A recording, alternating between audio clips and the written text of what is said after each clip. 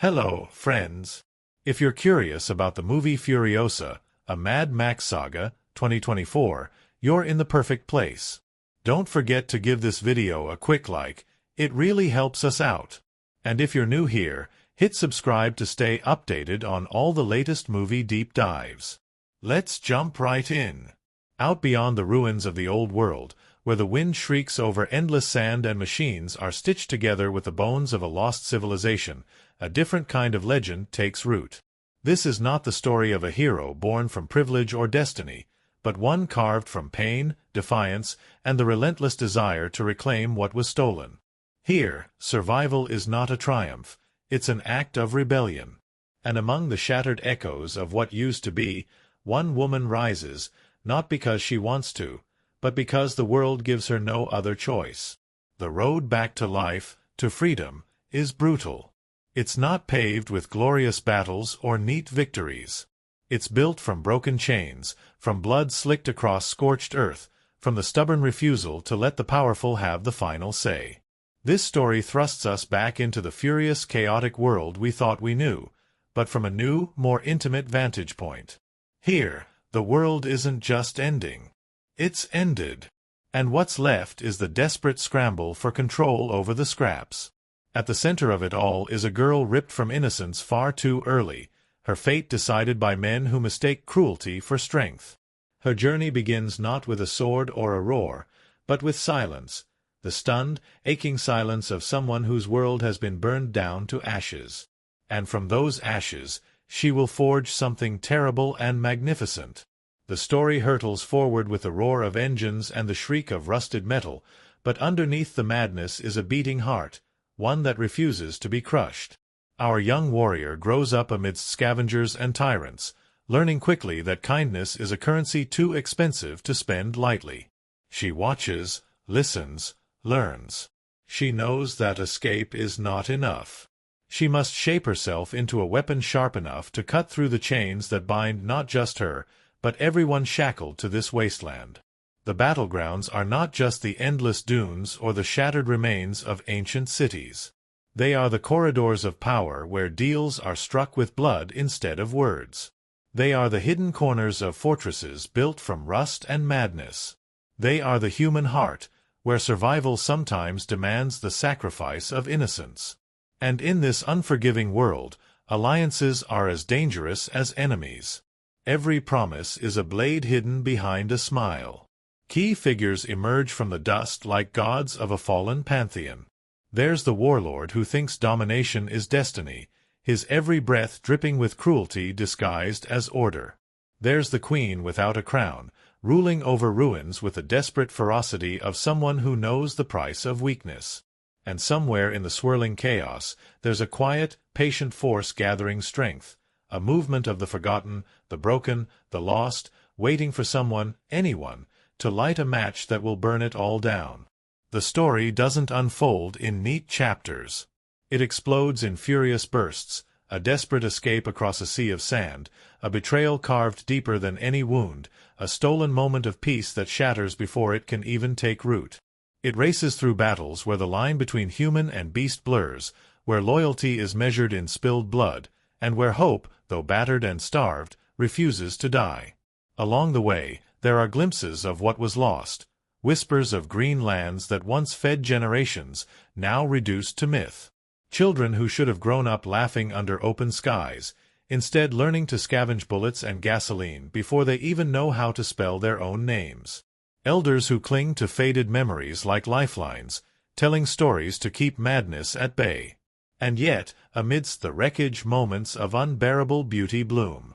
A hand extended in trust when betrayal would be easier. A single, defiant laugh against impossible odds. The way the stars still burn fiercely above the wasteland, indifferent to the petty cruelties of men. These moments are rare, fragile, and all the more precious because they are so easily destroyed. The battles are unlike anything seen before. Armored convoys stitched together from the corpses of old-world machines tear across the desert, engines howling like wounded beasts. Warriors painted with the symbols of death hurl themselves into combat not for gold or glory, but because they know that in this world, the only way to live free is to die fighting. Strategies unfold not from polished war rooms, but from whispered councils in the dead of night, plans scrawled in blood and dirt. And all the while, our warrior moves among them, no longer the girl torn from her home, but something forged in the fires of suffering. Every loss carves away something soft, leaves behind something harder, sharper. Her hands, once tentative, now grip weapons with grim certainty. Her voice, once silenced, now carries the weight of command. She learns not just how to survive, but how to lead, how to inspire those whose hope has withered to a bitter seed. There are no guarantees in this story. No promise that the strong will prevail or that the righteous will be rewarded. This world doesn't bend to the will of heroes. It crushes them, grinds them down, and only sometimes, when the stars align and the earth itself seems to hold its breath, allows one to slip through the cracks, bloody but unbowed. Major twists slam into the narrative like wrecking balls. An ally revealed as a traitor not because of malice, but because of a desperate, cowardly love. A long-lost family rediscovered, only to be torn away again in a moment of senseless violence. The realization that sometimes the people you fight for will hate you for what you must do to save them. And perhaps most shattering of all, the understanding that true freedom comes at a cost few are willing to pay. The final acts are a crescendo of fury and sacrifice. Battles waged not for territory, but for the right to dream of a future. Sacrifices made not in the name of kings or gods, but in the name of children unborn, lives unlived. It's a brutal, bloody, aching march toward something almost too fragile to name, something that flickers like a candle against the howling dark. Hope. Not the easy hope of songs and banners, but the battered, stubborn hope that refuses to die even when every reason for it has been stripped away. The kind of hope that rises from the ashes, limps across broken earth, and dares to whisper that tomorrow might be different. By the time the dust settles, by the time the engines go silent and the screams fade into memory, what's left isn't a neat victory or a tidy ending. It's something messier, something truer, a legacy written not in stone, but in scars and memories, carried forward by those who watched one woman stand against the end of the world and refuse to kneel. And somewhere, far beyond the edges of the wasteland, beyond the reach of tyrants and thieves, a new story begins to take root. A story of rebellion. A story of hope. A story that refuses to be forgotten. In a world smothered by dust and fury, where memories of green fields have been burned away by centuries of cruelty, a small flickering ember dares to survive, hidden, trembling, stubborn. It's here, in the fractured bones of a dying land, that a young girl's story begins, long before the rumble of engines and the crack of gunfire would carve her name into the scorched sky. The story opens not with battle cries, but with the stillness before the storm. She lives among the remnants of a forgotten people, an isolated community clutching desperately to life in a pocket of harsh beauty known only to those who remember the world before it fell apart. In this place, water is sacred, food is a prayer, and survival is a daily rebellion against the inevitable. Though young, her spirit already gleams with the fierce, wild hope of someone who refuses to bow. The first act of violence comes not from strangers, but from betrayal disguised as necessity. Raiders, grim and ruthless, descend upon the village under the blood-red horizon. They are not wild marauders. They are the agents of power, serving a distant tyrant whose hunger for domination is as endless as the desert itself. They burn what little cannot be stolen. They take what breathes. Among those torn from her home is the girl, bundled into a cage made from rusted steel and broken dreams. Dragged across the wasteland, she sees for the first time the full horror of the world beyond her home. Camps bristling with the brutal machinery of survival. Children trained not to play, but to fight. Warlords dressed in salvaged armor, their bodies more weapon than flesh. The weak used up and cast aside without ceremony. It is here that she learns the first most vital lesson. No one is coming to save her. Escape is not a hope. It is a requirement. Her captor, a brutal enforcer of the warlord's will, recognizes something unusual in her defiance, a spark that mocks his authority with every glance, every stubborn silence. He sees it not as a threat, but as something to be broken. His world believes obedience is survival. Rebellion is death. And so, her days become a cruel dance between compliance and resistance, each moment sharpening her instincts, her rage, her will. Weeks bleed into months. The girl watches, waits. She learns the rhythms of the fortress she now calls a prison, the changing of the guards, the weak points in the walls, the pathways through the refuse pits where a small, determined figure can slip unseen. Her body hardens under the unforgiving sun. Her mind, once full of childhood dreams, is reforged into something leaner, deadlier. In the shadows, alliances begin to form.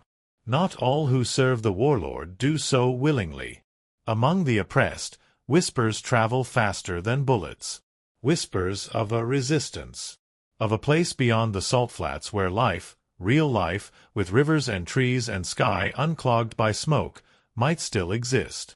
To many, it sounds like a fairy tale. But to her, it sounds like a map scratched onto the inside of her heart. One evening, beneath a bruised and dying sky, the opportunity comes. A prisoner transport, overburdened and underguarded, becomes the stage for her first act of rebellion. It's messy, brutal, and far from flawless. Teeth are bared. Blood is spilled. Some who run are gunned down before they can take 2 steps. But she does not hesitate. She does not falter. She seizes freedom with dirt under her nails and the roar of fury in her veins. The desert, however, is no gentler than captivity. The escape becomes a grim march across endless dunes, the sun a merciless tyrant beating down with every step. Water runs out. Companions fall behind, claimed by exhaustion, by ambushes from scavengers who prey even on the desperate. Trust becomes a precious commodity, hoarded and spent with caution. Betrayal, swift and inevitable, thins the ranks even further. And yet she survives. More than that, she grows. The wasteland teaches lessons her captors could not. How to find shelter in the skeletons of forgotten machines. How to coax moisture from roots and trap water from the morning mists. How to kill when killing is the only language the world understands. Through whispered conversations around dying fires, we learn more of the warlord who now rules the patchwork empire of the wasteland. A man not merely cruel, but obsessed, with power, with legacy, with the construction of a new world built atop the bones of the old. His fortress is a monstrosity of metal and stone, fueled by sweat and fear, where loyalty is purchased with violence and betrayal is rewarded with spectacle. It becomes clear that the girl's escape is more than an affront. It is a crack in the facade he cannot afford to ignore. He dispatches hunters, brutal, single-minded, to scour the desert and return her by any means necessary. Among them is a figure who stands apart from the pack, a lieutenant whose methods are quieter but no less lethal. Where others see the desert as a barrier, he moves through it like a shadow, relentless, inevitable. As the girl pushes deeper into the wasteland, he closes in, a specter of death trailing her every step. Meanwhile, the rumors of a hidden sanctuary begin to take shape. Whispers of a green place, guarded fiercely by those who remember the old world's secrets. A place where the wounded and the hunted can heal. A place that seems almost too good to be true. But even in the wasteland, hope is a contagion, and soon others begin to rally around the girl, drawn by her defiance, her stubborn will to carve a different future. Each new ally brings their own baggage, their own scars. A former mechanic, whose knowledge of ancient machines is matched only by her bitterness. A deserter from the warlord's forces, haunted by the blood on his hands but desperate for redemption. A child too young to remember anything but the wasteland's cruelty, yet fierce in his loyalty. Together, they form a fragile, uneasy family, bound not by love, but by necessity, by the understanding that in this world, survival demands unity. Their journey toward the rumored sanctuary becomes a gauntlet. Sandstorms that strip flesh from bone. Marauders who ride cobbled together nightmares of steel and fire. Natural traps, sinkholes, crumbling cliffs, oases turned into death traps by unseen predators. And always, in the distance, the warlord's banners fluttering like vultures circling over carrion. Small victories punctuate the brutality. An ambush turned against the attackers, reclaiming precious supplies. A secret cache of fuel buried beneath the ruins of a forgotten town. A moment of laughter shared around a makeshift fire, when for one brief, impossible instant, they remember what it felt like to be human. But the weight of loss grows heavier with every mile. Companions fall, to ambushes, to betrayal, to the desert itself. Each death leaves a scar, a reminder carved into the girl's soul that survival comes with a price measured in blood and memory. Yet she carries them with her, adding their strength to her own, refusing to let their sacrifices be meaningless. As they near the mountains that mark the rumored edge of the warlord's reach, the girl faces her most brutal challenge yet. A betrayal from within, a companion who, faced with the unbearable cost of survival, chooses safety over loyalty, leading the hunters straight to them. The ensuing battle is chaos incarnate, fire and screaming engines and gunfire ripping through the brittle night. But at a cost so devastating it leaves her standing alone once more, the sanctuary now a distant dream bleeding into the sand. Still, she does not turn back. She straps the stolen weapons to her body, patches her wounds with grim efficiency, and sets her sights on the mountains ahead. Whatever waits beyond them, paradise or another hell, she will face it on her own terms. And in the distance, under the watchful stars, the next chapter of her brutal, beautiful rebellion begins to stir. The mountains rose like jagged teeth against the battered sky, a wall of stone and silence daring her to keep going. With every blistered step, every breath pulled raw from scorched lungs, the girl, no longer a girl, but something harder, sharper, climbed higher into the unknown. She was alone again, the ghosts of lost companions following like silent shadows, but she carried them with her, stitched into her skin, driving her forward when the wind howled for her to fall. Beyond the mountains, the world changed. The wasteland, once an endless sea of dunes and dust, gave way to broken valleys and dead forests, their skeletal trees clawing at the gray sky. Here, the remnants of the old world lay scattered like bones, crumbling towers, shattered highways, the wreckage of a civilization too proud to believe it could ever fall. Nature had not reclaimed these ruins. It had rejected them, leaving only silence and ash. Yet somewhere beyond the decay, rumor held, was the sanctuary. A place untouched by the warlord's reach. A place where seeds still slept in the soil, waiting for someone brave enough, or foolish enough, to believe in them. But belief, she had learned, was a dangerous thing. The hunters had not given up. Even as she carved a path through the broken land, they tracked her, relentless, patient. The warlord's best, bound not just by duty but by the knowledge that failure meant a fate worse than death. Their leader, the lieutenant who moved like a phantom, was closer than ever, his presence a constant pressure at the back of her mind. As she crept through the ruins, scavenging what little the dead world had left, she stumbled upon an outpost, a hidden settlement clinging to life amidst the wreckage. It was not the sanctuary she sought, but it was something, a place where people had built fragile hope from rusted steel and stubborn dreams. Children played with tires instead of toys. Old men bartered scavenged batteries for clean water. And amid them, weary and scarred, were fighters, veterans of wars long lost, yet still breathing. At first, they saw her as a threat. An outsider meant trouble. Outsiders always did. But when the hunters came, riding battered vehicles bristling with salvaged weapons, and the ruins echoed with gunfire once more, she fought beside the settlement's defenders without hesitation. Bloodied, battered, outnumbered, they held the line together. She killed without mercy, and when the dust cleared, the people no longer looked at her with suspicion. They looked at her with something perilously close to hope. The leader of the settlement, a woman with an iron gaze and a voice like gravel, took her in. Over flickering fires and bitter cups of scavenged coffee, they spoke of the sanctuary, The real one, not just a myth whispered in broken cities. It existed, she was told, but it was no paradise. It was a fortress, jealously guarded, its gates closed to anyone who could not prove they were worth the risk. To reach it, she would have to cross the Red Wastes, a stretch of land so poisoned and deadly even the warlords' forces avoided it when they could. And even if she survived that, there was no guarantee the sanctuary would welcome her. Survival was not enough. She would have to offer something more. A plan began to form, stitched together from desperation and fury. The settlement was dying, their supplies dwindling. The warlords' forces were too strong for them to face head-on. But if she could lead them, if she could rally the scattered remnants of the old tribes, forge them into a weapon, they might not just survive. They might burn the warlords' empire to the ground. It was madness. It was impossible. It was the only chance they had. The next weeks unfolded in a blur of blood and grit.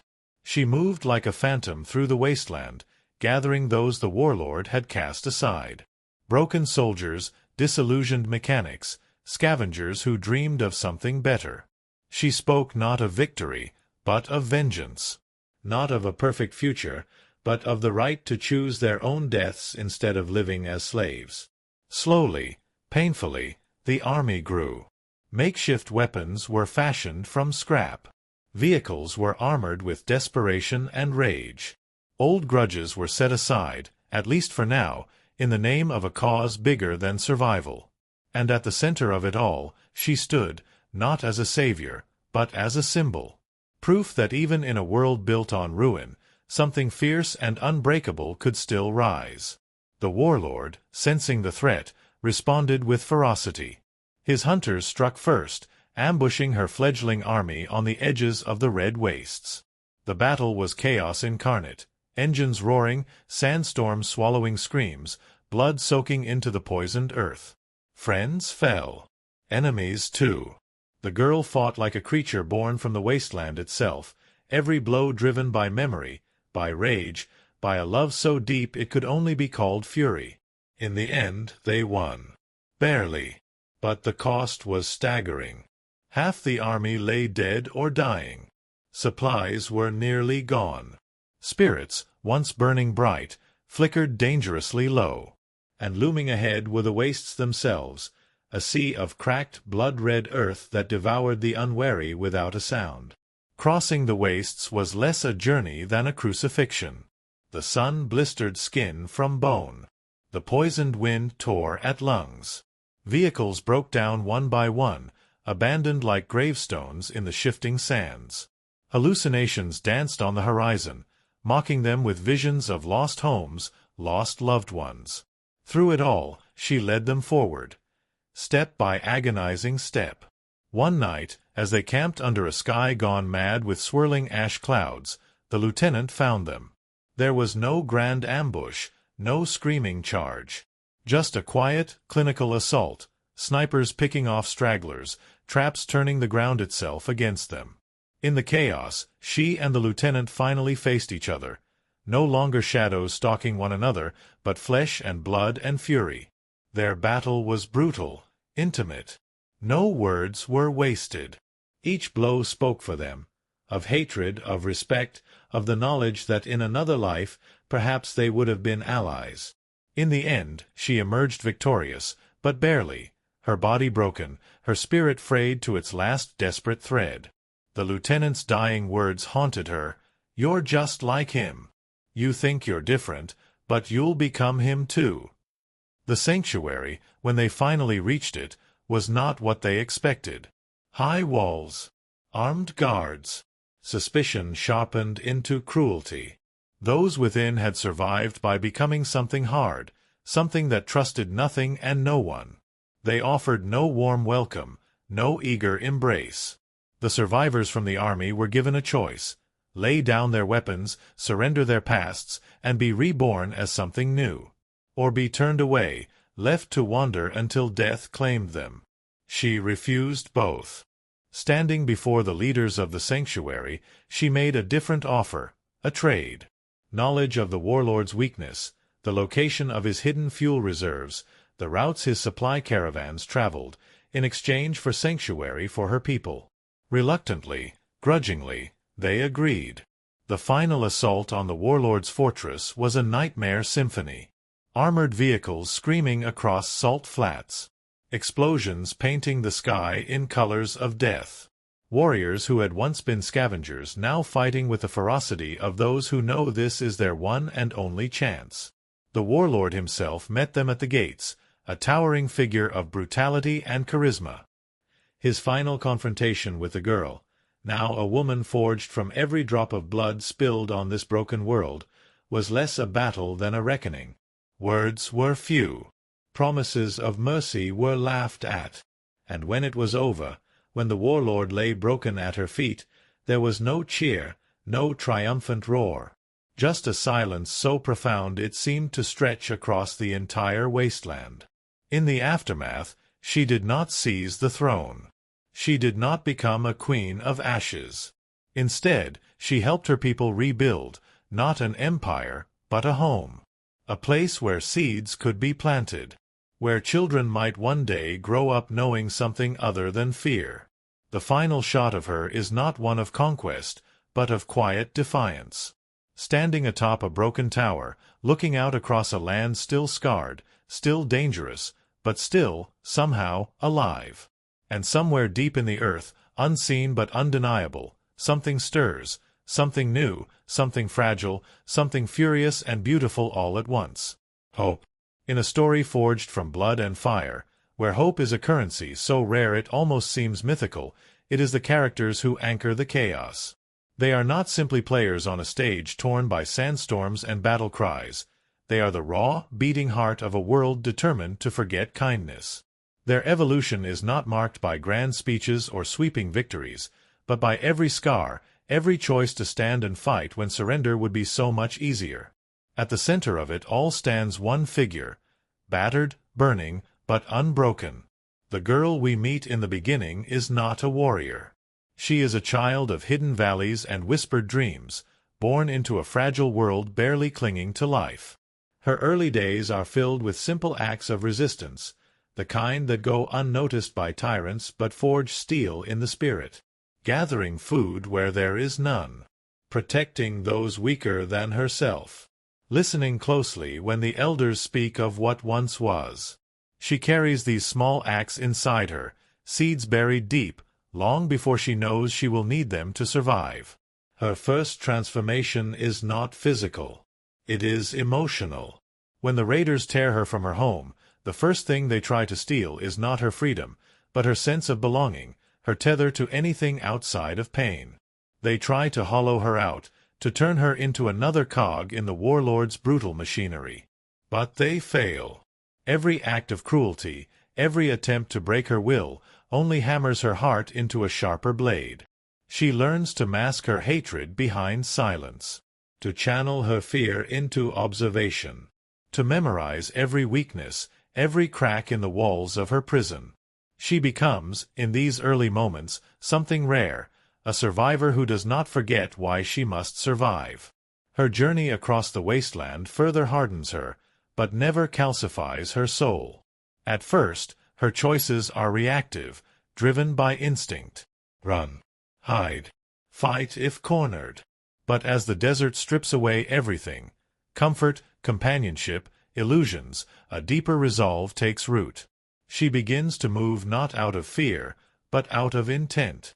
Every step, every risk, every battle becomes a decision. She is not surviving for survival's sake. She is surviving to change something, even if she cannot yet name what. The alliances she forms in the wasteland reflect her shifting identity. With each companion she gathers, we see different facets of her struggle.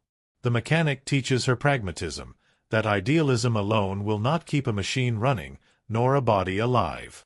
The deserter offers her a painful mirror, a vision of what she could become if she lets rage and guilt consume her.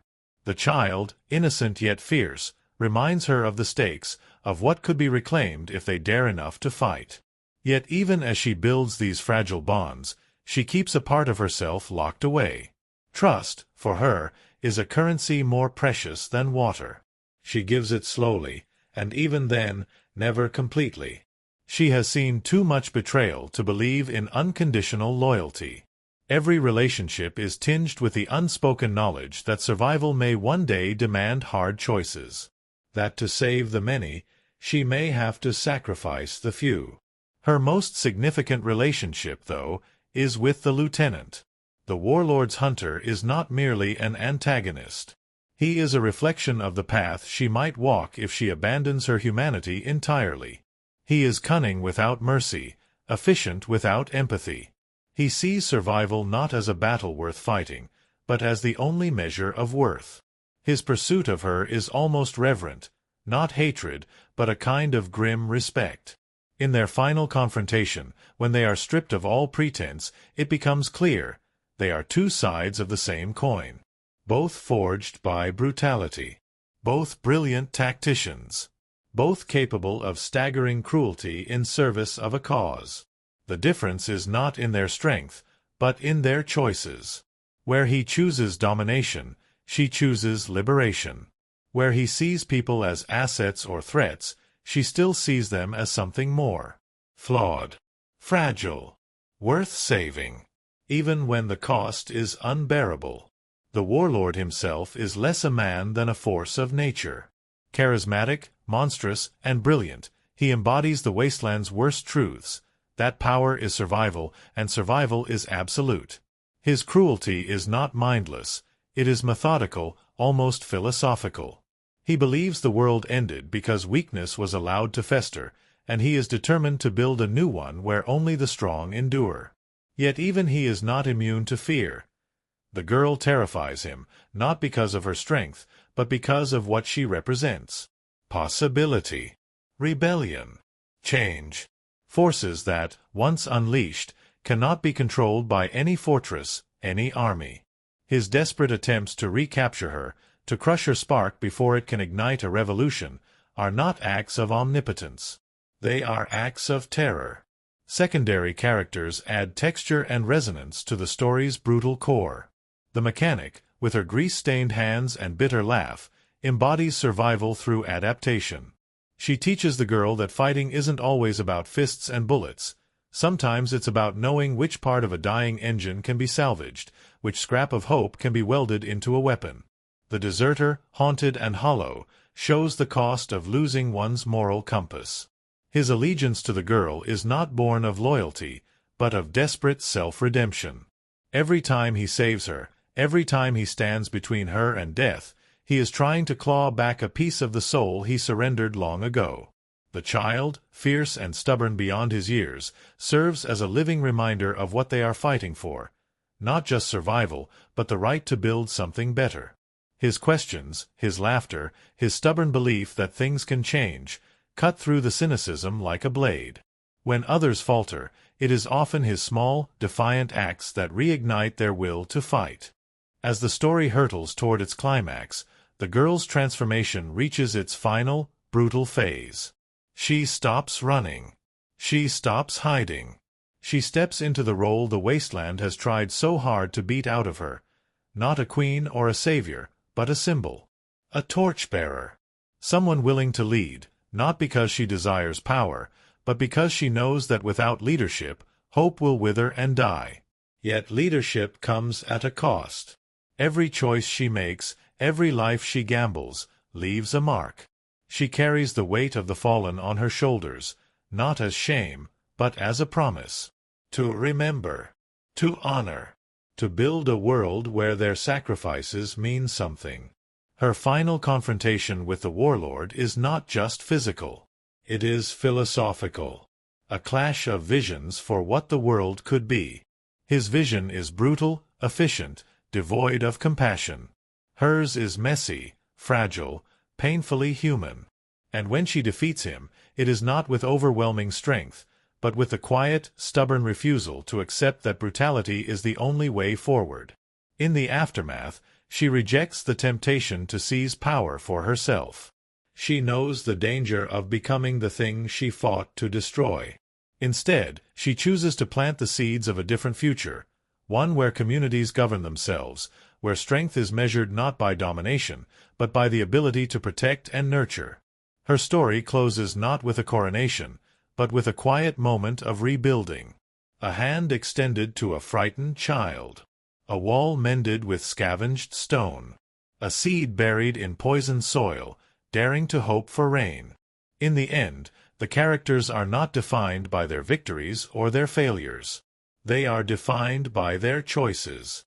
To fight, even when defeat seems certain. To trust, even when betrayal seems inevitable. To hope, even when hope itself seems foolish. And in a world that worships survival above all else, these choices are the truest, most defiant acts of rebellion. Sometimes the real magic of a film isn't only what burns on the screen. It's what happens in the hidden spaces between takes, in the dust-caked mornings before the cameras roll, in the exhausted laughter under floodlights long after midnight. And when it comes to the making of this cinematic beast, the strange tales and behind-the-scenes legends are almost as wild as the story itself. From the very beginning, there was a sense that this production would be unlike any other. The director, known for his obsession with authenticity, decided early on that the world wouldn't be built in post-production studios or digital render farms. No, the madness had to be real. The battered vehicles would be welded together by hand. The storms would be conjured not by software but by colossal fans and mountains of dust hauled into the desert. The explosions would be real enough to rattle the teeth of anyone standing within 100 yards. And if the actors weren't ready to live and breathe this brutal world, they'd find themselves left behind. The first strange fact? The wasteland itself. The desolation sprawled across the screen wasn't just CGI wizardry. Most of it was filmed in the most remote corners of the Namib Desert, one of the oldest, driest places on Earth. It's a landscape that looks almost alien, a place so untouched by civilization that even modern technology struggled to survive there. Temperatures swung wildly, from searing days that melted rubber tires into the sand to nights so cold the camera lenses frosted over. Every day started with a survival briefing, not a production meeting, a survival briefing, warning about dehydration, scorpions, heatstroke, and disorientation. Crew members were given special patches to wear that changed color if they started to overheat, a stark reminder that while the dangers on screen were choreographed, the ones behind it were very real. One of the strangest happenings came during a particularly grueling night shoot. A sudden sandstorm, a real one, not a staged effect, swept through the set. Cameras were ripped from their stands. Makeup trailers were buried under drifts in minutes. And yet, instead of shutting down, the director seized the opportunity. Lights were hauled into the maelstrom, actors were strapped into rigs, and they filmed some of the most chaotic, breathtaking sequences. Unscripted, unplanned, pure apocalypse. The costumes, too, told their own bizarre tales. Every piece of clothing, every scrap of armor, was meticulously distressed by hand. Costume designers spent months dragging fabrics through sand, oil, and even cattle pens to give them the right stench of decay. Some outfits were literally buried underground for weeks to achieve the right rot and wear. By the time shooting started, the costumes weren't costumes at all. They were second skins, molded to the actors, stiff with dirt and sweat and history. Then there were the vehicles, characters in their own right. Over 150 custom vehicles were built from scratch, using salvaged parts from real-world relics. Mechanics, welders, and engineers lived on site, constantly repairing the machines as the brutal conditions tore them apart. Some vehicles broke down so often they had their own maintenance crews trailing them during shoots, ready to jump in with wrenches and duct tape mid-take. Others became so beloved by the cast that they were given names and backstories, treated almost like fellow actors. And speaking of actors, the physical demands placed on them bordered on the insane. There were no luxury trailers, no catered brunches. Instead, they trained in the desert under military survival experts, learning how to fight, drive, and survive as their characters would. Injuries became part of the daily routine. Twisted ankles, cracked ribs, dislocated shoulders, but production rarely stopped.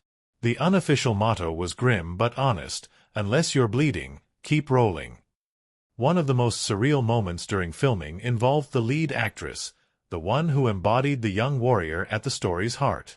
During a scene that required her to sprint across a crumbling steel bridge rigged to explode, she tripped, not in the safe, rehearsed way the stunt coordinator had taught, but a real heart-stopping fall. For a breathless few seconds, everyone thought the worst had happened. But instead of staying down, she scrambled back to her feet, half delirious with adrenaline, and finished the shot, blood streaming from a gashed knee. That take, raw and furious, made it into the final cut. Tensions sometimes flared on set. How could they not, in an environment so punishing?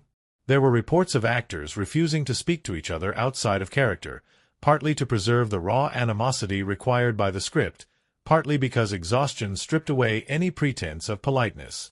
Arguments erupted over everything from stunt coordination to water rationing. But strangely, these tensions often bled into the performances, lending them an authenticity that could never have been scripted. Another little-known fact: the sounds of the wasteland weren't entirely natural. The sound designers went to absurd lengths to create the film's audio landscape. They recorded the creaking of ancient metal playgrounds during windstorms, the howl of jet engines from abandoned airfields, and even the unsettling chorus of dying trees snapping in drought-ravaged forests. They mixed and layered these raw sounds to create the world's sonic texture, a living, breathing entity of anguish and fury. One particularly strange bit of trivia: a giant prop, meant to serve as a wrecked tanker truck centerpiece, mysteriously disappeared during production. One morning it was there, looming on the horizon, a massive skeleton of steel and rust. The next, it was gone. For days, crew members speculated wildly. Stolen by desert scavengers? Swallowed by a sudden sinkhole? Eventually, they discovered that a rare, violent sandstorm had shifted dunes overnight, burying the entire structure under tons of sand. It remains there still, entombed like some ancient fossil of a forgotten war. And then there was the ghost camp. Late in the shoot, several crew members reported seeing flickering lights and hearing strange voices coming from an abandoned set just over a ridge. Security checked it out but found nothing. No footprints, no tire tracks, no evidence anyone had been there. Word spread quickly that the desert was playing tricks on them, or that the wasteland itself was alive, whispering to those who dared disturb its slumber. Perhaps the strangest part of all is how the actors changed over the course of filming. They arrived fresh-faced, eager, armored with professionalism and excitement. But as weeks turned into months, the desert stripped them down, revealing something rawer, more elemental. They became their characters in ways even they didn't expect. Their movements grew more cautious, their eyes sharper, their tempers quicker. When the cameras rolled, there was no acting anymore, just survival, captured frame by blistering frame. Behind the scenes, the camaraderie that developed among the battered survivors of the shoot was fierce and unbreakable. They shared everything: injuries, victories, moments of doubt, and bursts of wild, hysterical laughter at the absurdity of it all. They learned to read each other's silences, to rally around the wounded, to celebrate even the smallest wins like conquering armies. When the final scene wrapped, there were no scripted goodbyes, no polished speeches. Just a bone-deep exhaustion and a wordless understanding. They had survived something few others could even imagine. And somewhere in the back of every mind, a lingering thought: the desert had taken a piece of them, and they had left a piece of themselves behind in the dust. In the years that followed, the stories trickled out, the broken bones hidden from insurance agents, the friendships forged in the midst of madness, the quiet moments when even the hardest among them looked up at the endless stars and remembered what it meant to hope. Because in the end, that's what this film was always about. Not the death, not the rage, not even the survival, but the fragile, furious, undeniable spark of life that refuses to be extinguished, even in the heart of the wasteland. Some movies rattle the walls of a theater with spectacle alone. But then there are films like this one, stories that don't just shake you for 2 hours, but carve themselves into your memory, threading their way through the quiet moments long after the credits have rolled. To understand the true weight of this cinematic journey, you have to look deeper, past the thunder of explosions and the roar of engines, into the quiet gravity of its most significant moments. Only there can you begin to see why it struck a nerve, why audiences and critics alike found themselves haunted by something they hadn't expected. It begins, as all truly affecting stories do, with loss. The first major event, the abduction of a young girl from her homeland, is not framed with sweeping violins or slow-motion tragedy. It happens with the grim efficiency of real violence. One moment she is home, tethered to a community trying to survive against the odds. The next, she is torn away, treated as property, just another resource to be exploited. Critics were quick to point out the rawness of this moment. There's no sentimentality, no romanticizing the horror. It mirrors real-world atrocities that history has often tried to forget, and it sets the tone with brutal honesty. This is a world where hope must be clawed from the earth with bleeding hands. The abduction isn't just a plot device. It is the crucible where the story's central theme is born. Freedom, in this film, is never given. It is never gifted by benevolent heroes. It is stolen, earned, fought for tooth and nail against a world that would rather see you broken. Critics praised the film's refusal to coddle its audience. The journey toward freedom is a slog through mud and blood, not a triumphant parade, and it made the eventual victories feel hard-won, aching, and real.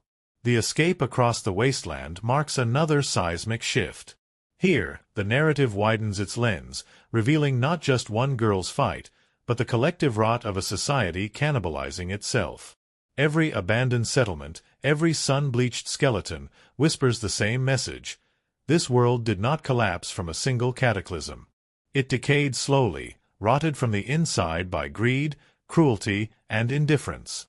Audiences felt the echoes of their own world in these ruins, of environmental collapse, of abandoned promises, of lives deemed disposable. The wasteland itself becomes a character, and one of the film's greatest narrative strokes is how it uses this landscape not just as a backdrop, but as an emotional mirror.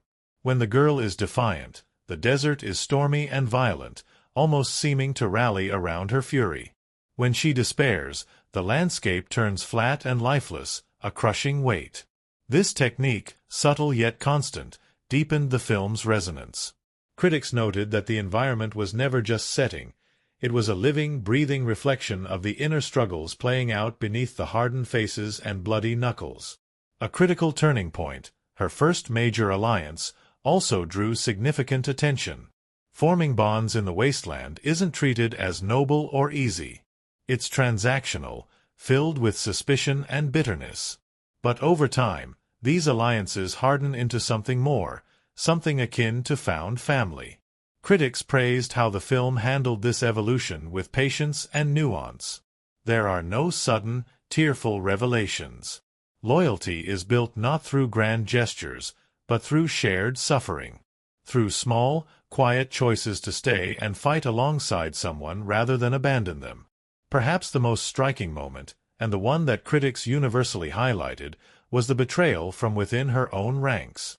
It is a devastating gut punch, not because it is shocking, betrayal in this world feels inevitable, but because of the way it is framed. The traitor isn't a cackling villain. He is someone broken by fear, by the sheer enormity of the task ahead. In that moment, the film holds up a mirror not just to its characters, but to the audience. It asks an uncomfortable question. How many of us, when truly pushed, would stand firm? And how many would falter? The betrayal doesn't just drive the plot forward, it redefines the heroine's journey. It forces her to confront not just the external dangers, but the rot within her own cause. It is not enough to survive. She must inspire others to believe survival is worth the cost. This thematic depth elevated the film beyond its action roots, giving it an emotional gravitas that resonated powerfully with critics and audiences alike. One of the most heavily discussed sequences is the crossing of the Red Wastes. Visually, it's a masterpiece, an endless landscape of blood-red earth and bone-white skeletons, but thematically, it's a crucible. Every step across that poisoned ground strips the characters down to their core. Facades fall away. Masks are torn off. In the Red Wastes, only truth remains. Critics described it as a baptism of fire, a place where the weak are burned away and the strong are reforged not in muscle, but in spirit. The confrontation with the lieutenant, the tireless hunter who had stalked her across the wasteland, is another defining event. Their final battle is brutal, raw, almost too intimate to watch. It's not about who is faster or stronger. It's about will. About who can hold onto themselves in a world determined to strip everything away. Critics praised how the film avoided a simple good versus evil dichotomy. The lieutenant is not a monster. He is a reflection. He is what the heroine could become if she lets rage and pragmatism consume her humanity. And that, ultimately, is the core conflict of the film. Not survival versus death, but survival versus the loss of self. When the sanctuary is finally reached, the emotional stakes shift again. The sanctuary is not the utopia of myth. It is wary, hard, pragmatic. Its leaders have learned, painfully, that survival demands sacrifices. They are not villains, but they have built walls not just of stone, but of distrust. The heroine's final test is not one of strength, but of vision. She must convince them, and herself, that there is another way. That survival without compassion is no survival at all. The final battle, the storming of the warlord's fortress, was hailed by critics as a triumph of storytelling through action. Every explosion, every desperate charge, is laden with emotional weight. These are not faceless soldiers dying for abstract causes. Every loss is personal. Every victory is bitterly, terribly costly. And when the warlord falls, it is not a triumphant cheer that rises, but a heavy, aching silence. The film's closing moments are perhaps its most powerful. There are no neat endings. No grand celebrations. Just small, fragile beginnings. The heroine does not ascend a throne. She does not become a legend overnight. She becomes something rarer, a gardener planting seeds in poisoned soil. A builder of broken dreams. A whisper of hope in a world still thick with despair. Critically, this refusal to indulge in traditional heroism is what cemented the film's place as more than just a spectacle. It is a meditation on leadership, on sacrifice, on the excruciating difficulty of building something better when all you have known is ruin. It resonates in a world where easy answers are rare, where survival often feels like its own battlefield. Thematic threads, freedom, betrayal, survival, humanity, are not layered lightly. They are driven deep into the bones of the story, emerging in every choice, every failure, every impossible victory. The film does not preach. It simply lays the world bare and demands that you reckon with it. And perhaps that's why it lingers. Because it reminds us that the fight for something better isn't a cinematic climax. It's a daily, grinding act of will. That survival is not enough if it costs us the best parts of ourselves. And that even in a world as broken as the one sprawling across the wasteland, there is still room, fragile, trembling, but real, for hope. Hope, after all, needs no permission to bloom. Only a place, however small, to take root. There are movies that feel like they were built in pristine studios, safely tucked behind green screens and quiet sound stages. Then there are the ones that feel like they clawed their way into existence, battered and howling, forged under the same brutal conditions their characters endure. The making of this film was very much the latter, a story not just of meticulous planning and artistic ambition, but of chaos embraced, obstacles faced head-on, and a kind of stubborn, mad devotion that few productions ever see. It all began, fittingly, with a gamble. The director, known for his obsession with realness over spectacle, made it clear from the start, there would be no faking the world. Every grimy, broken, sun-scorched frame had to feel lived in. It wasn't enough to design post-apocalyptic sets in controlled environments. The desert itself would be their canvas, their enemy, and their muse. Location scouting alone became a kind of odyssey. The production team combed through some of the harshest places on Earth, rejecting the too picturesque or the too tame. They eventually settled on a brutal, isolated stretch of wasteland so far from civilization that every supply run became a Herculean effort. The nearest major town was a full day's drive over cracked, crumbling roads. Cell service was a myth. Once on set, you were in another world, one where the desert didn't care about your schedule, your script, or your ego. Building the wasteland meant literally building a new civilization from scraps. Production designers scoured junkyards across several countries, shipping in tons of rusted metal, twisted wire, broken engines, and shattered concrete. Massive skeletal fortresses were erected by teams of craftsmen who slept in tents on site, working through blinding sandstorms and blistering heat waves. Vehicles were pieced together Frankenstein-style. Part World War II tank, part 80s muscle car, part agricultural harvester. Every piece of technology had to look functional, and not just look it. The rule was simple: if it's on camera, it must work. Doors had to slam shut. Turrets had to swivel. Engines had to roar to life. Actors learned to operate their rides like second skins because when the cameras rolled, there would be no cutting away for a stunt driver. Every death-defying chase, every harrowing escape had to feel immediate because, in many ways, it was. One of the wildest behind-the-scenes stories involved a now legendary convoy sequence. A massive stunt was planned involving dozens of vehicles tearing across uneven dunes at full speed, smoke grenades billowing, explosions peppering the landscape. During the first rehearsal, a miscalculation sent one of the lead trucks careening into a sand ridge. The impact was so violent it launched the vehicle nearly 10 feet into the air, flipping twice before slamming into the ground. Amazingly, no one was seriously hurt, a testament to the obsessive safety protocols that quietly hummed beneath the chaos. But instead of scrapping the footage, the director called it perfect and ordered the cameras to capture similar impacts intentionally. Another fun fact: the desert's punishing environment wreaked havoc not just on humans and machines, but on the film stock itself. Early tests revealed that the combination of dust, heat, and static electricity could actually destroy digital files before they were even uploaded for editing. The solution: a bizarre, painstaking system of airtight containers, redundant backups, and nightly hard drive convoys racing across the desert to safe storage facilities. It became an unspoken rule among the crew: trust the sand with your life, maybe, but never with your footage. Actors, too, were put through a kind of cinematic boot camp.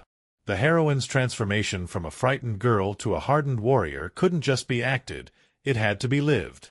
Weeks before filming, the cast was thrown into a brutal regimen of survival training.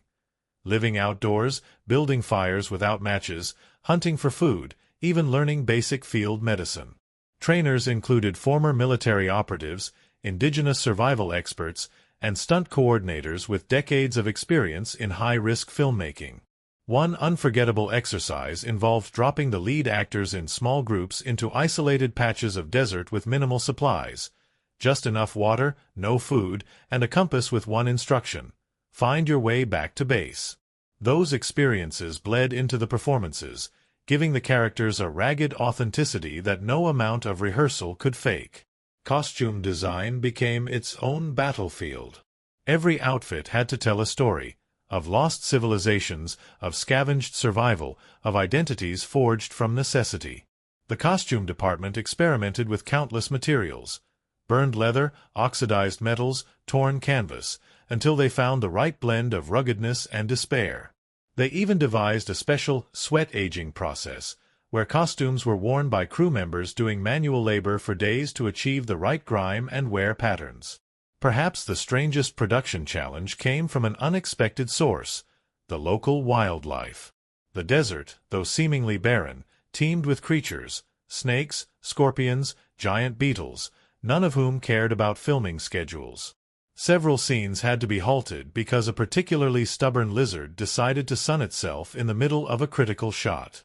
At one point, a giant spider wandered into a convoy scene and refused to be relocated, leading the director to joke that the spider should get its own credit in the final cut. The sound design, too, pushed into wild territory.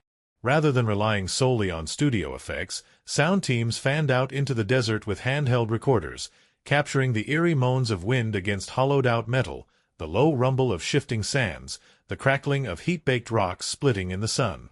Every footstep, every creak of a rusted door, every thunderous engine roar was layered from real-world sounds meticulously twisted into something primal and haunting. An unexpected moment of serendipity became one of the film's most iconic shots. While filming a key scene where the heroine stands alone atop a dune, wind ripping at her tattered clothes, a real sandstorm erupted on the horizon, a towering wall of golden dust moving faster than any vehicle could outrun. Instead of fleeing, the cinematographer and director grabbed cameras and sprinted to catch the moment. The resulting footage, shot against a real, massive, apocalyptic storm front, became the poster image for the film, capturing in one frame the wild, ungovernable spirit of the story. Despite the harshness, or maybe because of it, a strange camaraderie blossomed among the cast and crew. Nicknames sprang up. Pranks were pulled, harmless ones, but desperately needed in a place where laughter often felt like a small rebellion against the endless grind. A running joke involved leaving cryptic wasteland warnings scrawled on vehicles and props, mock prophecies, fake tribal laws, absurd survival tips that turned into an unofficial graffiti tapestry chronicling the shoot. Perhaps one of the most touching anecdotes emerged during the final week of filming. As the last scenes were being shot, one of the stunt coordinators, a grizzled veteran of dozens of brutal productions, gathered the younger crew members around a dying campfire. He told them that this was the kind of film they'd still be talking about when they were old, the kind that doesn't come around twice. A film made not just with cameras, but with heart, with bone-deep exhaustion, with the kind of shared madness that leaves a mark on your soul. And when the final shot wrapped, there was no roaring applause, no pop of champagne bottles. Just a long, silent moment as cast and crew looked out over the broken, beautiful wasteland they had built together, a world that would soon vanish beneath the shifting sands, but would live on forever in the flickering light of a projector. In the years that followed, the stories of the production spread like whispered legends. Of the storms survived, the scars earned, the impossible shots captured against every odd. Of a crew that didn't just make a movie, but carved a myth into the dust and stone of a forgotten world. And for those who were there, the memory would always linger, not just of what they made, but of what it demanded from them and what it gave back in return. A reminder that sometimes, in the harshest places, the fiercest dreams are born. The moment the first frame flickered to life, it became clear this was not a world we would visit safely from a distance.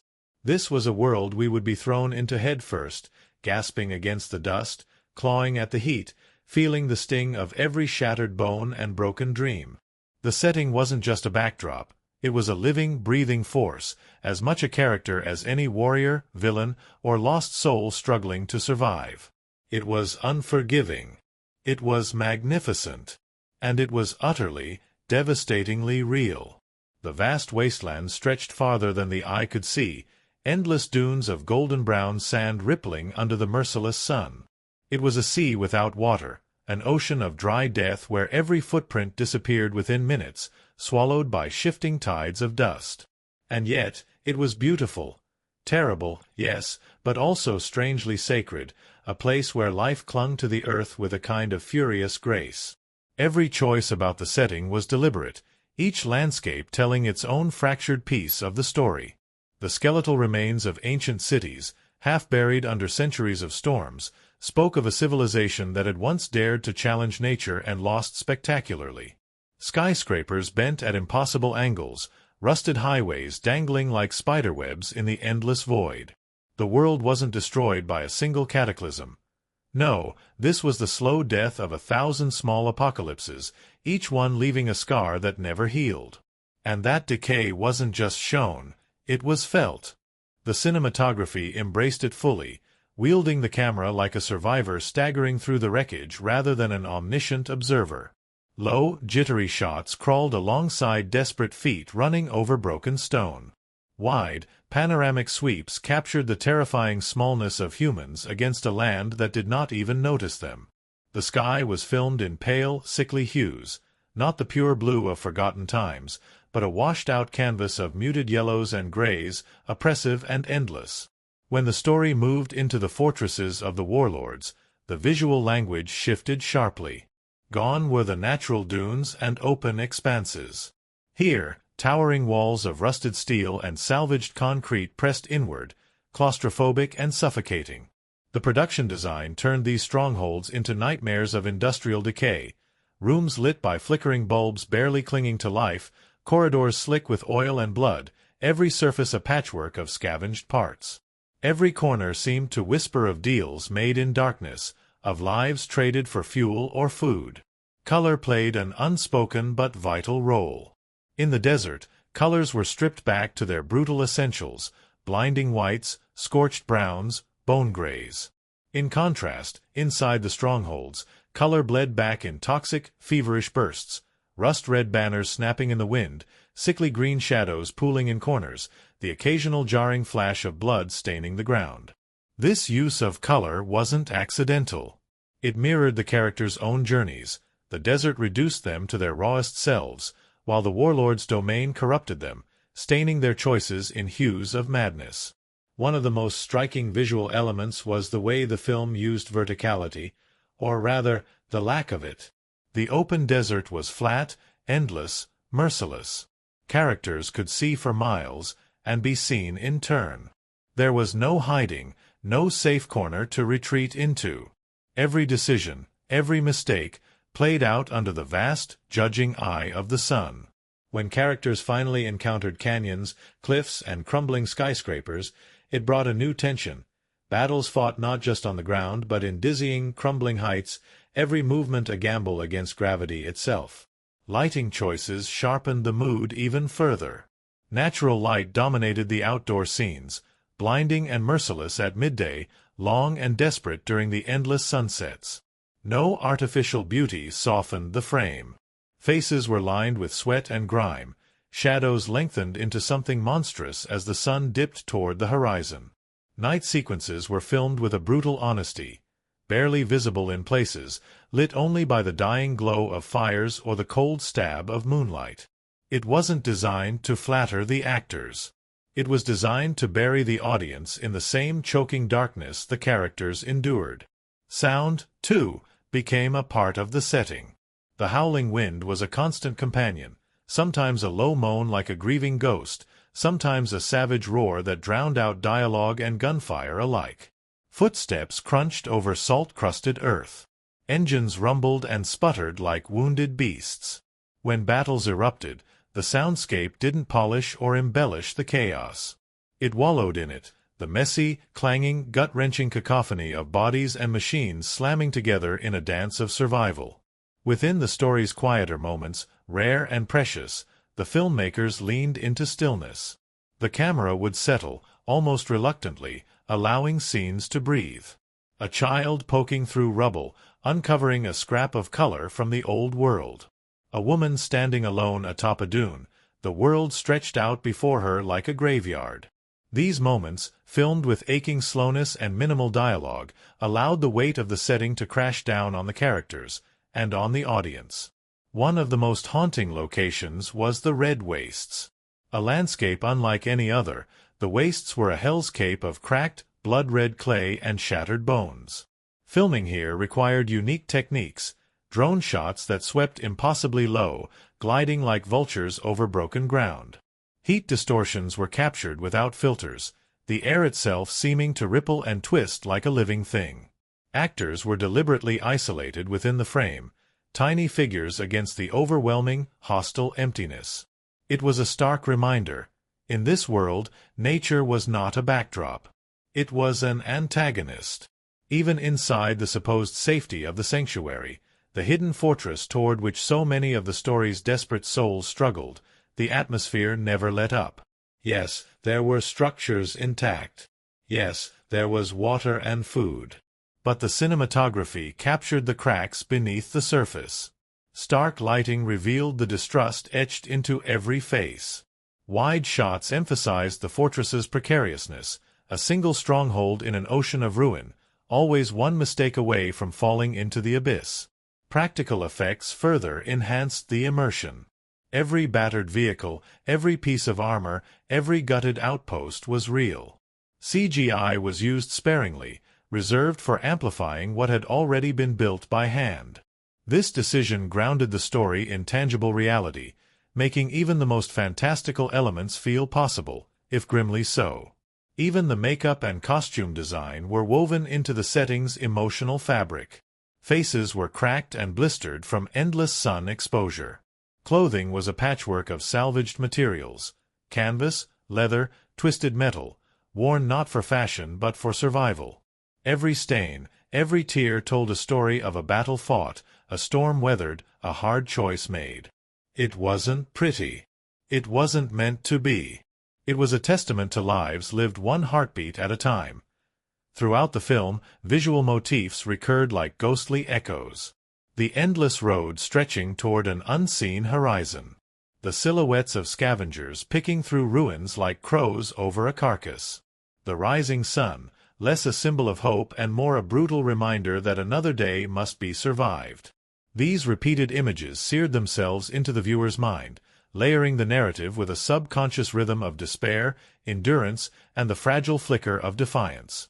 Perhaps the greatest triumph of the film's setting and cinematography is how it forces the audience to inhabit the story rather than observe it. You don't watch the characters struggle through the desert. You feel the grit in your mouth, the ache in your bones. You don't simply admire the battered beauty of a fortress built from 1,000 broken dreams. You smell the oil and dust, taste the bitterness of a life clawed from the jaws of death. You don't just witness the apocalypse. You live it, one harrowing, breathtaking frame at a time. In the end, the setting is not a place the characters travel through.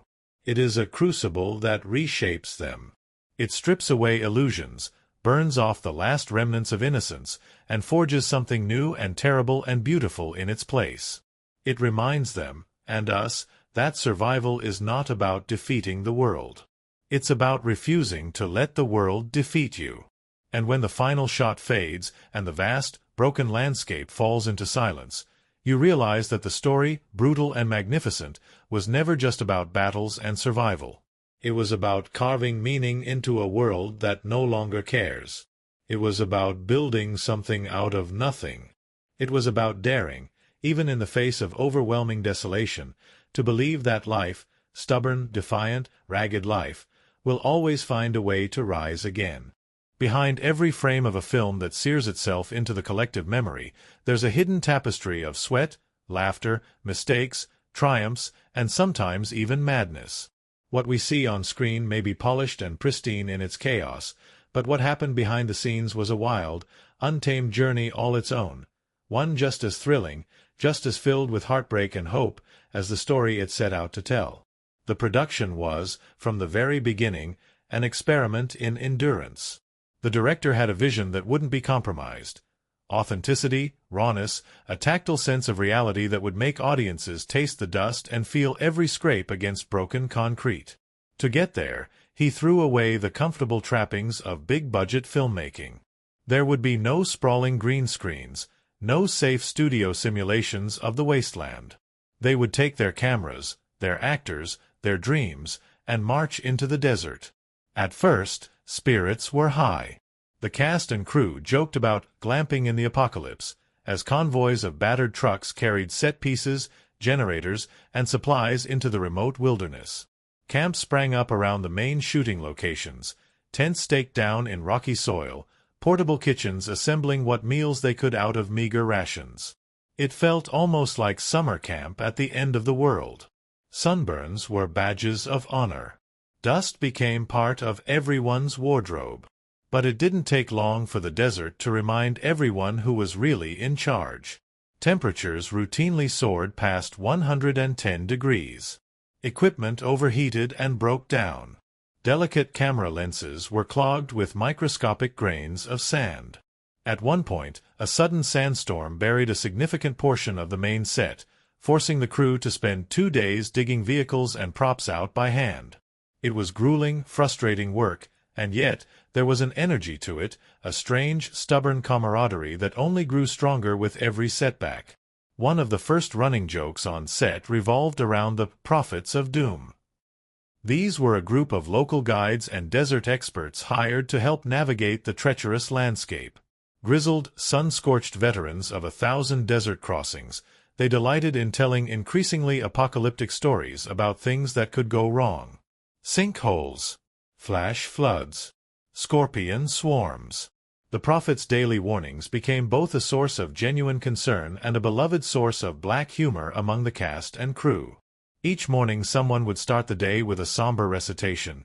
Hear ye, today's impending doom shall be sudden dune collapse. Then there was the saga of the ghost Jeep. One of the custom-built vehicles, a skeletal monstrosity cobbled together from 3 different makes and models, seemed cursed from day one. No matter how often it was repaired, it would break down at the worst possible moment, usually mid-scene, usually with a spectacular puff of black smoke. The crew began treating it like an unruly diva. Before shooting any major sequence involving the ghost Jeep, a production assistant would solemnly negotiate with it, patting the hood, whispering promises of fresh oil and a gentle wash, in the hopes it would behave. Strangely, after these rituals began, the breakdowns became less frequent. The cast's bond was forged through shared suffering and unexpected joy. There were no trailers to retreat to after takes. No pampered luxury to separate the leads from the background actors. Everyone sweated together, ate together, collapsed into exhausted heaps under the same stars. It wasn't long before inside jokes and traditions sprouted like weeds through the cracked earth. Each week, for example, a different cast member was crowned Lord of the Wastes, a completely made-up title awarded to whoever survived the worst indignity. One week it was the actor who got a face full of sand during a failed stunt. The next, it was the crew member who accidentally glued their own boots to a prop vehicle during repairs. The coronation involved a bent hubcap worn as a crown and a solemn march through the camp, amid much jeering and laughter. Perhaps the most surprising relationship to develop was between the lead actress and one of the oldest stunt performers on set, a wiry, weathered man who had worked on dozens of films but never tired of the adrenaline. He became an unofficial mentor, teaching her how to fall correctly, how to roll with a punch, how to make a punch look like it shattered bones without actually doing damage. Off-camera, they were often seen practicing moves or swapping survival tips under the shade of crumbling ruins. Challenges continued to pile up, each one a test of will as much as skill. Water shortages forced rationing.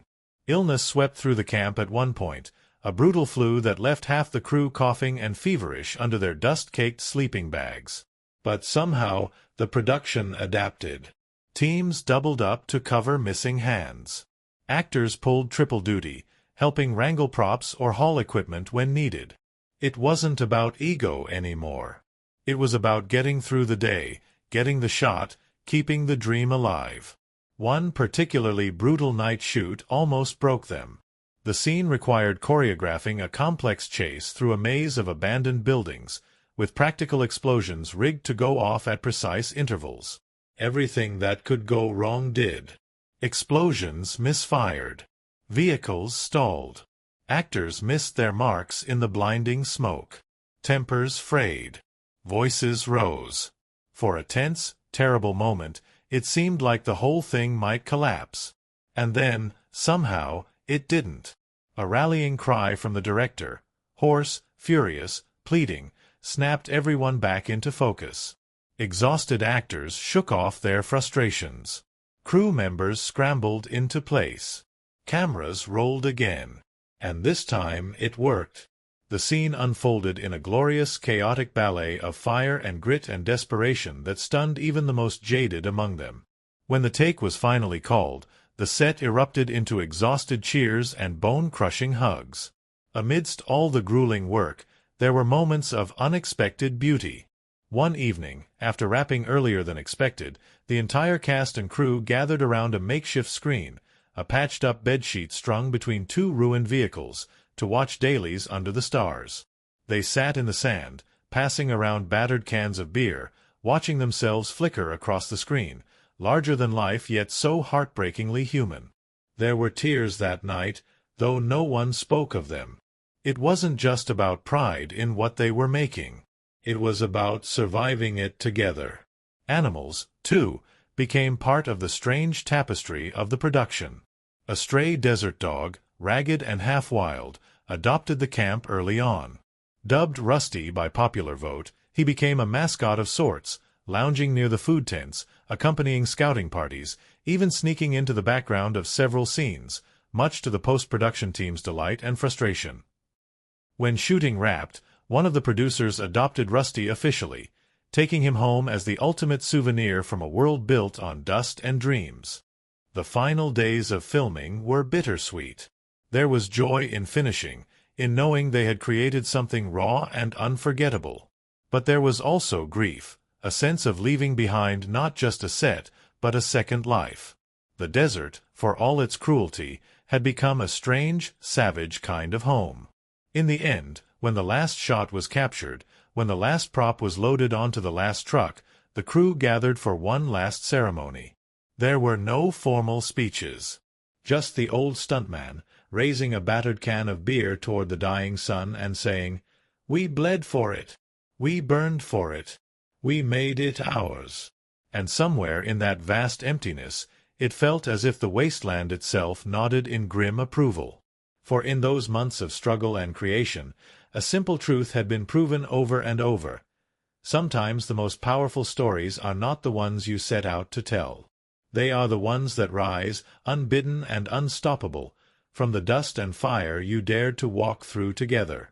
In the swirling dust and the blistering heat, in the clang of battered steel and the aching silence of lost dreams, the true story was never just about survival. It was about something deeper, something that thrummed beneath every desperate choice and whispered from every cracked and bleeding landscape. It was about what it means to endure, to hope, to resist, even when resistance seems as futile as shouting into a sandstorm. From its opening scenes, the film plants its central theme like a stubborn seed in barren soil, the fight for identity in a world that seeks to erase it. The wasteland isn't just a setting. It's a devouring force, an endless, shifting ocean of dust that threatens to grind every person, every memory, into sameness.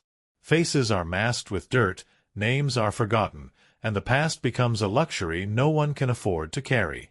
In this world, survival demands shedding pieces of yourself. Dreams, loyalties, even compassion, all are liabilities. The heroine's journey becomes, at its core, not just a battle for physical survival, but for the survival of self. Every time she refuses to surrender her will, every time she risks everything to save someone else, she is staking a claim. I am still here. I still matter. Connected intimately with identity is the theme of freedom versus control. The warlord who dominates the wasteland doesn't just conquer bodies, he conquers minds. He controls the scarce resources, dictates who lives and who dies, and rewrites history as it suits his reign. His rule isn't just brutal, it's insidious, demanding that people internalize their own inferiority, accept their chains as natural. His fortress stands not merely as a seat of power, but as a symbol of that control. Towering, monstrous, stitched together from the bones of the old world like a grim warning. Against him stands the flickering, defiant idea of freedom, not as a grand, shining ideal, but as a gritty, desperate act of rebellion. Freedom in this story isn't about waving flags or winning battles. It's about the small, stubborn choices, choosing to run when you're supposed to kneel. Choosing to fight back when you know you'll probably lose. Choosing to be kind in a world where kindness is punished. The cinematography, raw and merciless, underlines this tension beautifully. Characters are often framed against vast, empty landscapes, tiny, fragile figures swallowed by the environment. Their insignificance is overwhelming. And yet, against that backdrop, every small act of resistance becomes monumental. A footstep forward. A hand extended to another. A weapon raised not in conquest, but in defense.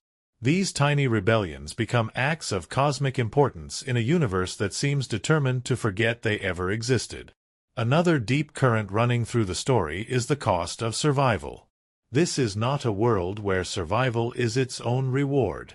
It comes at a price: compromise, betrayal, blood. Over and over, characters are forced to choose between their ideals and their lives, and often they choose life. Sometimes those choices are understandable, even forgivable. Sometimes they leave scars that never fully heal. The film refuses to judge its characters harshly for these moments. Instead, it lays bare the brutal reality. In a world built on scarcity and fear, doing the right thing is a luxury few can afford. But it also argues powerfully that surviving at any cost leads to a different kind of death, a hollowing out of the soul. This is embodied in the figure of the lieutenant, the relentless hunter. Once, he might have been something more, a protector, a leader, even a hero. But survival became his only creed, and in pursuing it ruthlessly, he became the very monster he once fought against. His final confrontation with the heroine isn't just a clash of fists and fury, it's a philosophical battle over what survival truly means. In sparing him, or in refusing to become like him, she reclaims not just her life, but her humanity. Symbolism weaves its way through every element of the film like veins of gold through stone. Take the red wastes, for instance. On the surface, it's simply another brutal stretch of desert. But symbolically, it represents the soul's crucible, the place where all illusions are burned away, and only truth remains. Characters who cross the wastes cannot hide who they are. Some break. Some betray. Some emerge forged stronger than before.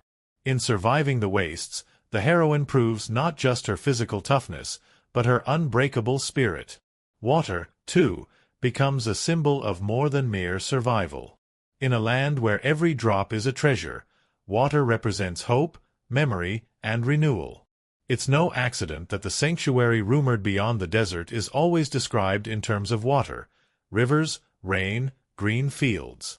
Water is life, but it's also forgiveness. Healing.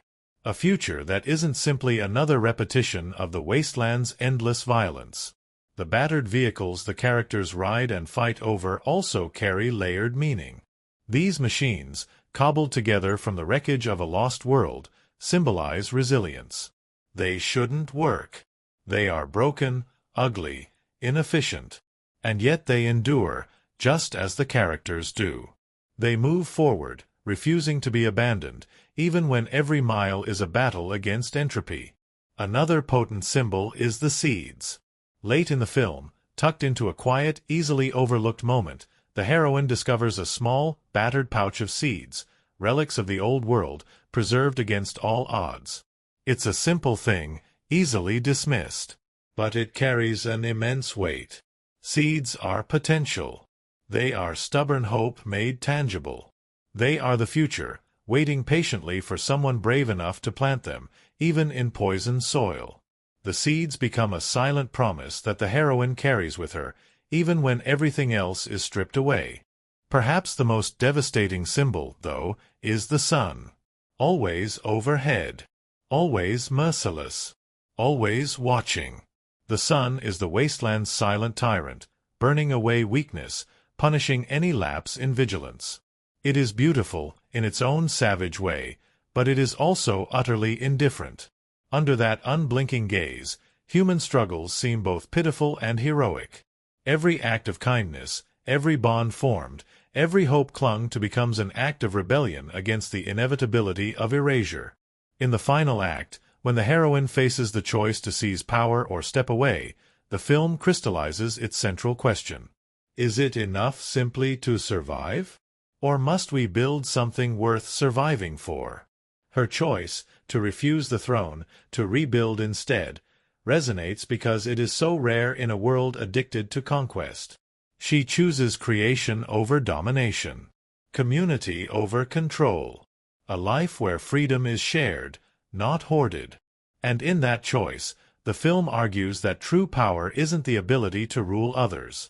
It's the courage to believe in something better when the entire world tells you to give up. The emotional resonance of the film comes from its refusal to flinch away from pain. It shows the cost of every victory, the weight of every loss. Characters die. Dreams are crushed. Betrayals cut deep. And yet, through it all, something endures, the stubborn, fragile, infuriating belief that things can change. That even in the ashes of the old world, seeds can take root. That even in a land abandoned by hope, hope can still be born. Ultimately, the film is not about the end of the world. It's about what comes after. It's about the long, brutal, beautiful work of rebuilding, stone by stone, trust by trust, life by fragile, determined life. It's about remembering who we are when the dust settles. About refusing to let the worst of us define the future for the rest. And perhaps, more than anything else, it's about daring to believe that even in a world built on blood and ruin, there is still a place for kindness. Still a place for dreams. Still a place for life. Some movies are crafted with a kind of technical polish that feels like a pristine painting, carefully composed, immaculately lit, every brushstroke measured. But then there are films like this one, where the craft is raw, visceral, and alive, humming with the chaotic energy of a world pushed to its breaking point. The filmmaking techniques that breathed life into this story didn't aim for clean lines or neat edges. They embraced the dust, the blood, the roar of engines, and the howl of the wind, forging an experience that didn't just unfold on the screen but reached out and dragged the audience bodily into the wasteland. From the very beginning, the approach to cinematography was one of immersion. The director, long a champion of practical effects and tangible environments, made it clear: the camera wouldn't observe from a safe distance. It would live inside the story. It would eat the dust, feel the jolt of impact, flinch from every explosion. To achieve this, handheld cameras were used extensively, often operated by operators strapped to custom-built harness rigs that allowed for wild, fluid movement. These rigs let the camera weave through convoys of screaming vehicles, chase after sprinting figures through shattered ruins, and even tumble across the ground during fight scenes without cutting away. The resulting footage was electric, messy, immediate, vibrating with the kind of chaotic energy that no perfectly framed shot could ever replicate. But it wasn't chaos for chaos's sake. Underneath the frenzied movement was a deep, almost invisible discipline. The cinematographer and the director designed each sequence like a symphony, with rises and falls in visual tempo that mirrored the characters' emotional journeys. Wide, lonely shots of the endless desert would suddenly tighten into frantic, suffocating close-ups during moments of terror. Long takes, stretching far beyond the typical modern cut rate, were used to anchor the audience in the moment, forcing them to endure the same exhaustion and fear as the characters rather than offering the easy escape of an edit. Lighting, too, played a crucial role in shaping the film's emotional landscape. Natural light dominated outdoor scenes, captured with a reverence that bordered on worship. The brutal midday sun bleached colors into pale death tones, while sunrise and sunset, the so-called golden hours, bathed the wasteland in a fiery, apocalyptic glow. Rather than fighting against these extremes, the filmmakers leaned into them, crafting a palette that shifted with the story. Harsh and unforgiving during moments of despair, softer and almost dreamlike during the rare flickers of hope. For night scenes, practical light sources were prioritized wherever possible. Fires, headlights, lanterns cobbled together from scavenged materials. This decision grounded the nocturnal world in gritty realism and heightened the sense of danger. Darkness wasn't just absence. It was a palpable force, an ocean that could swallow characters whole if they strayed too far from the fragile islands of light. Sound design elevated the atmosphere to another level entirely. The wasteland, in this film, had a voice. It whispered and screamed and roared, always present, even when no characters spoke. Sound editors spent months crafting a library of ambient noise, the endless keening of the wind, the distant groans of shifting metal, the sudden heart-stopping snaps of crumbling structures. This textured soundscape wrapped around the audience like a second skin, making the wasteland feel alive, malevolent, and sentient. The film's use of sound wasn't just about realism, it was about emotion. When characters were afraid, the soundscape narrowed, cutting away extraneous noise until only their ragged breathing and the thunder of their own heartbeat remained. During battles, the audio didn't just blast wall-to-wall carnage, it layered subtle details, the whine of a failing engine, the creak of a seatbelt straining against sudden force, to create a sensory overload that felt both overwhelming and intimate. Music, too, was wielded like a weapon. Rather than relying on soaring orchestral themes, the score was built from a mix of grinding industrial sounds, distorted guitars, and eerie, haunting melodies played on broken instruments. The music didn't simply accompany the action. It became part of it, surging and sputtering like a machine about to shake itself apart. During the film's quieter moments, the score would often fade almost to nothing, replaced by the aching silence of a world too broken to sing. Editing choices reinforced the film's raw power. Quick cuts were used sparingly, reserved for moments of panic or chaos where disorientation was the point. For much of the action, the editors opted for long, unbroken sequences that demanded physical commitment from the audience. In battles, the camera stayed with the characters, staggering with them through clouds of dust and debris. It wasn't clean. It wasn't pretty. But it was real. You didn't just watch the fights, you survived them. Transitions between scenes often eschewed traditional fades or wipes. Instead, the filmmakers used match cuts, visual echoes that linked moments across time and space. A character's exhausted face dissolving into the cracked surface of the desert. A falling figure blending into a collapsing tower. These transitions reinforced the film's central themes of decay, resilience, and the relentless passage of time. Stunts were performed by flesh-and-blood performers, not pixelated stand-ins. Vehicles crashed, flipped, and burned in camera, each collision an authentic ballet of destruction. This commitment to physicality grounded even the most outrageous sequences in a bone-deep authenticity. Visual effects were used sparingly and with great care.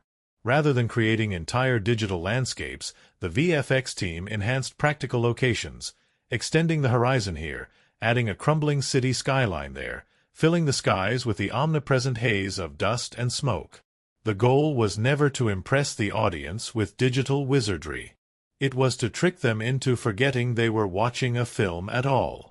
Costume and makeup design added yet another layer of storytelling.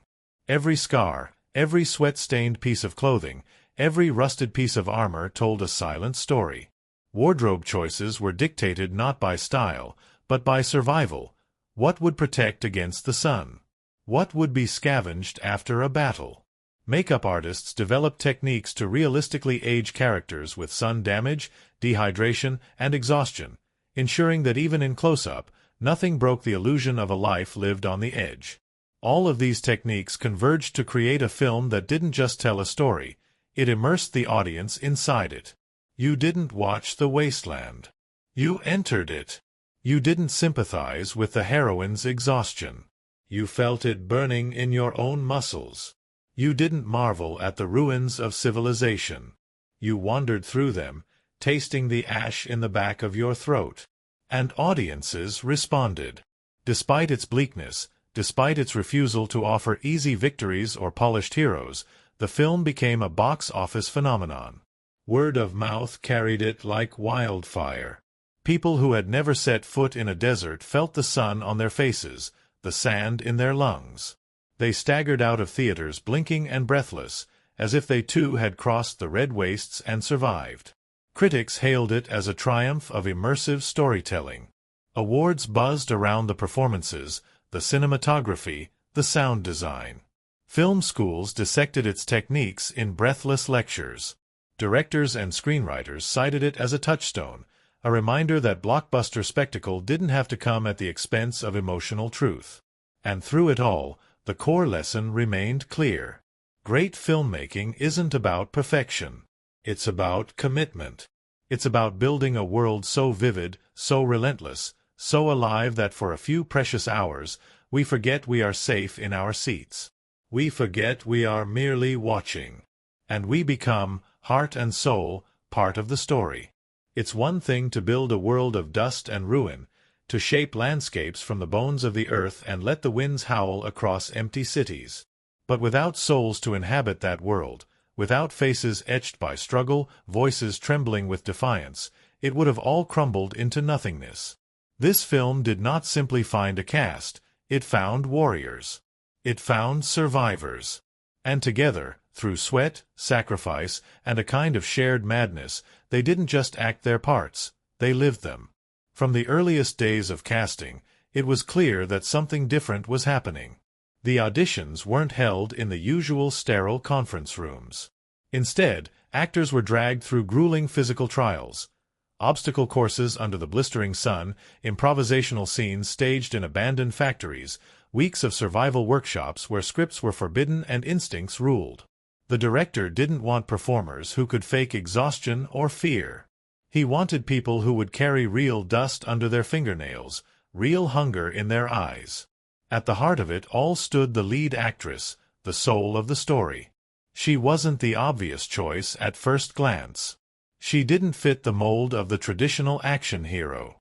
But there was something in the way she carried herself, wary, stubborn, a fire banked deep inside, that made her impossible to ignore.